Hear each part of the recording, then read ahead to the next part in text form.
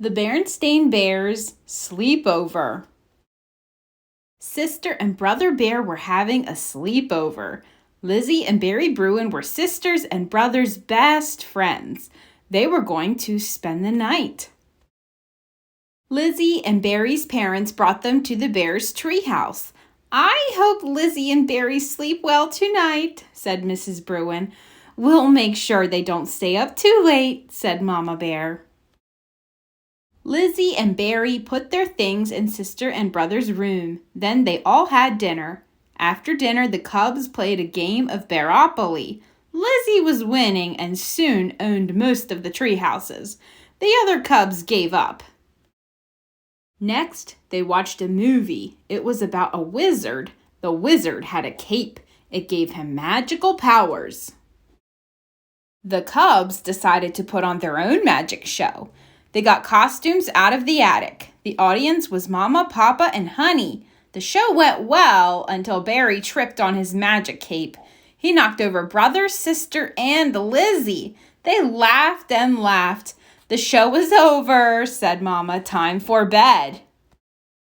The cubs put on their pajamas, washed up, and brushed their teeth.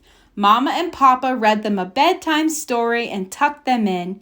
"Good night, everyone," said Mama, turning out the lights. Mama and Papa went to bed and were soon asleep. But the cubs were not at all sleepy. Brother got out his flashlight. "Let's tell spooky stories," he said. Mama woke up. She thought she heard something. She woke Papa and they went to the cubs' room. Sister and Lizzie were hiding under the covers. Brother and Barry seemed to be sleeping. "What is going on here?" asked Papa. "Brother was telling a spooky story," said Sister, "and Lizzie got scared and yelled." "That's enough spooky stories," said Mama. "Now everyone go to sleep." Mama and Papa went back to bed. Mama heard something again. She woke Papa and they went downstairs. They found the cubs in the kitchen eating snacks.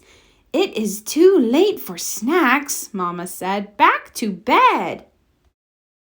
Mama and Papa went back to bed again, but Mama heard a sound in the bathroom. She woke Papa. They found Sister and Lizzie putting on Mama's lipstick. Brother and Barry were covered in Papa's shaving cream. "That's enough of that," said Mama. "Back to bed."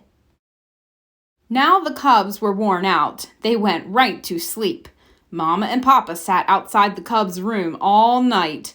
They did not get much sleep. The next morning, the cubs slept late.